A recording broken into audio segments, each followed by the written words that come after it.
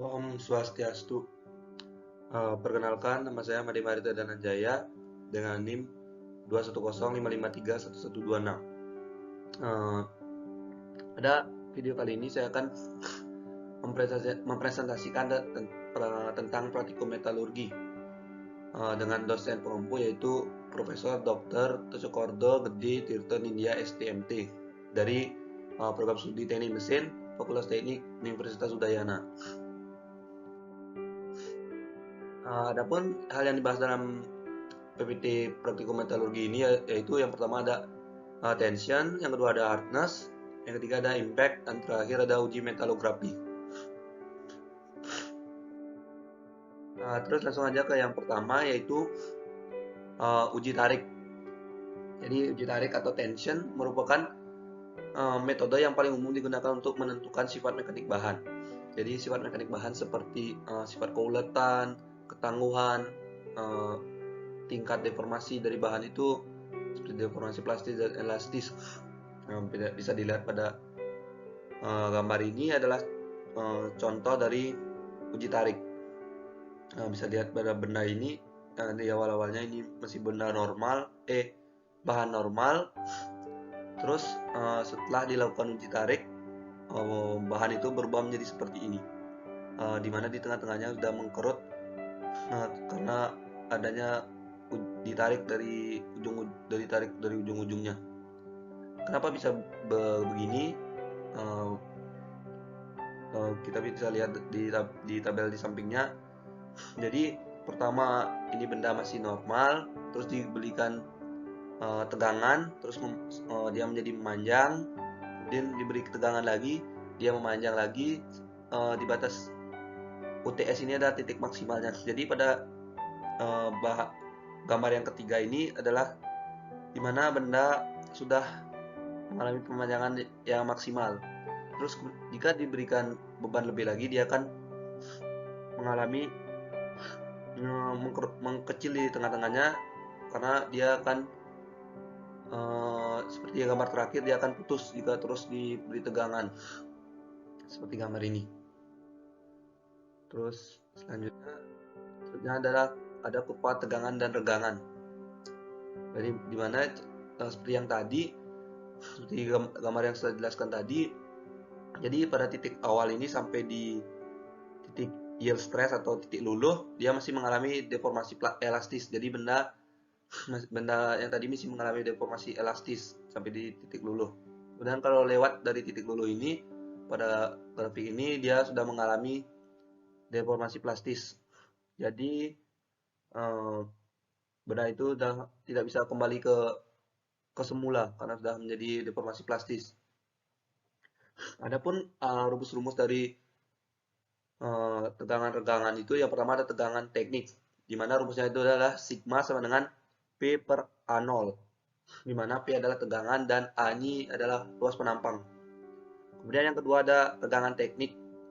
Nah, rumus tegangan teknik yaitu epsilon sama dengan dalam kurung L dikurangi L0 per L0, di mana L ini adalah perubahan panjangnya dikurangi perubahan awal dibagi perubahan panjang akhir dikurang panjang awal per panjang awal.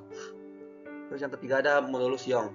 Rumus modulus Young yaitu E sama dengan sigma per epsilon atau tegangan per regangan. Terus berikutnya ada keulatan. Jadi tingkat deformasi plastis yang dialami material ini adalah tingkat deformasi plastis yang diamati material sebelum patah. Terus rumusnya itu adalah elongation atau perubahan panjang sama dengan LF dikurang L0 per L0 kali 100. Terus yang di bawahnya adalah perubahan luas penampang. Kemudian rumusnya A0 dikurang AF per A0 dikali 100. Selanjutnya ada tegangan dan regangan sebenarnya. Jadi rumusan tegangan dan regangan sebenarnya, yang pertama ada tegangan sebenarnya yaitu sigma sama dengan P per A dari rumus tegangan. Terus berikutnya rumus regangan yaitu epsilon sama dengan IN dikali dalam kurung L per L0. Kemudian yang berikutnya model grafik tegangan dan regangan. Ini model grafiknya bisa dilihat di sini ada 4. Selanjutnya, ini pengaruh-pengaruh terhadap uji tarik. Yang pertama ada pengaruh suhu. Pengaruh suhu itu menyebabkan pertama ada keulatan dan ketangguhan menjadi meningkat. Yang kedua, tegangan luluh dan modul elastisitasnya menjadi menurun. Yang kedua ada pengaruh deformasi. Jadi pengaruh deformasi itu ada membentuk material dapat membentuk material dengan kecepatan tinggi, terus dapat membentuk material dengan kecepatan rendah juga. Yang ketiga dapat mengepres mekanis. Yang terakhir ada dapat mengepres hidrolik. Terus berikutnya ada pengaruh tekanan hidrostatik. Jadi pengaruh tekanan hidrostatik itu meningkatkan tekanan hidrostatik secara substansial, meningkatkan regangan pada patah, baik untuk bahan bulat maupun bahan kertas. Jadi tekanan hidrostatik ini dapat meningkatkan regangan pada patah. Terus yang terakhir adalah pengaruh radiasi. Jadi radiasi ini memiliki efek merugikan pada deformasi plastis karena dapat meningkatkan tegangan luluh, meningkatkan kekuatan tarik dan kekerasan. Jadi karena kekerasan meningkat, semuanya meningkat, benda itu lebih sulit jadi untuk diuji. Terus yang materi yang kedua yang dibahas itu adalah uji kekerasan atau hardness. Jadi uji kekerasan adalah uji material yang umum digunakan untuk memberikan indikasi umum tentang kekuatan material dan ketahanannya terhadap goresan.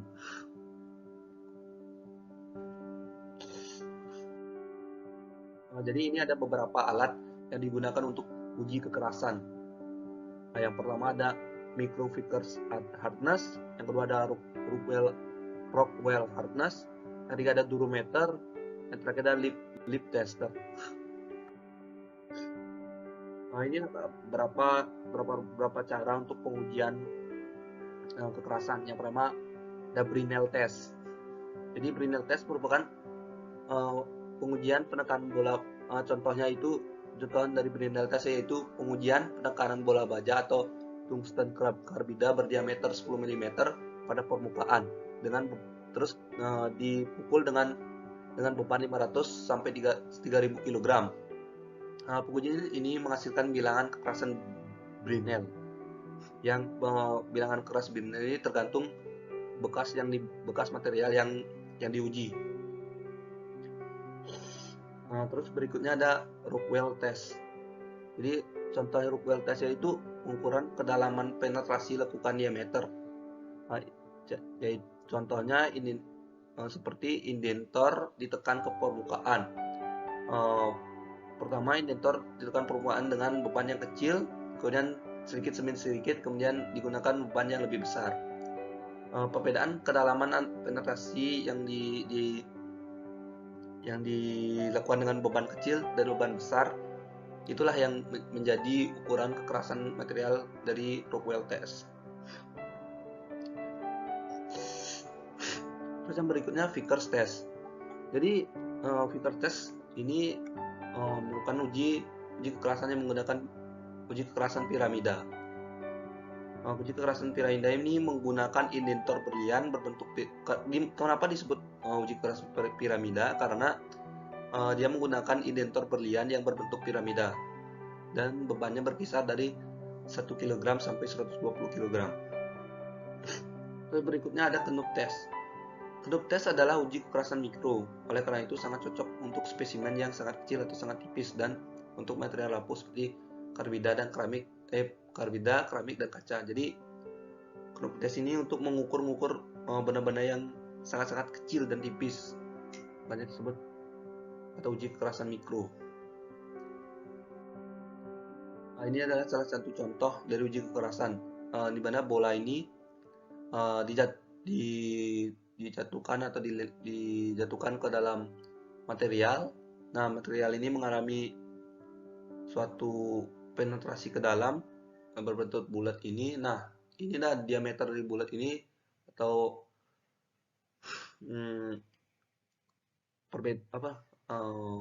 bekas ini yang diukur untuk mengetahui seberapa keras material. Terus ada berikutnya scleroscope and lip test. Scleroscope dan lip test adalah tes di mana timer injector tertutup dalam tabung kaca, kemudian dijatuhkan ke spesimen dari ketinggian tertentu. Berikutnya Morse hardness. Morse hardness ini adalah tes yang didasarkan pada kemampuan dari suatu bahan untuk menggores bahan yang lain. Terus yang berikutnya short test and durometer. Bahan karet, plastik, non-logam, dan elastis umumnya diukur dengan menggunakan metode short test dan durometer. Terus berikutnya hard hardness atau tes kekerasan material pada suhu tinggi. Yang terakhir ada hardness and strength, yaitu ketahanan material terhadap lekukan permanen atau lekukan yang keras dan permanen. Yang berikutnya ada uji impact. Uji impact. Jadi uji impact merupakan uji impact itu bertujuan untuk pengujian ini bertujuan untuk menguji kecenderungan logam untuk patah getas dan untuk mengukur energi impact atau istilah lainnya disebut hot toughness, mengukur ketangguhan logam terhadap adanya takik. Jadi bisa lihat di gambar di bawah ini merupakan salah satu contoh dari uji impact. Yang pertama adalah uji ISOT, namanya uji ISOT. Spesimennya itu 10 kali 10 kali 55 mm. Yang kedua ini disebut uji Charpy.